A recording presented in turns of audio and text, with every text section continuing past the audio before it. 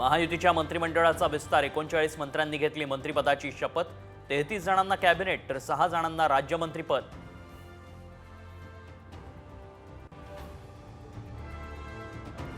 मंत्रिमंडळात 20 नव्या चेहऱ्यांना संधी।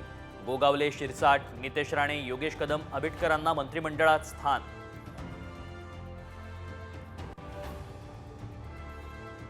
मंत्रिमंडळात घराणेशाहीतील 13 जणांना मंत्रिपद तर घटक पक्षातील एकाही आमदाराचा मंत्रिमंडळात समावेश नाही। महायुती सरकारमध्ये मोठी खांदेपालट। मुनगंटीवार, भुजबळ, तानाजी सावंत, रवींद्र चव्हाण, केसरकर सत्तारांचा पत्ता कट।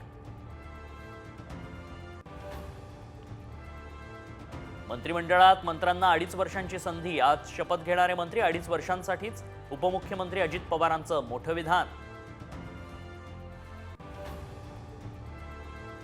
मुख्यमंत्री झाल्यानंतर फडणवीस पहिल्यांदा नागपुरात। भाजपकडून जंगी स्वागत। गडकरींच्या पाया पडून फडणवीसांनी घेतले आशीर्वाद।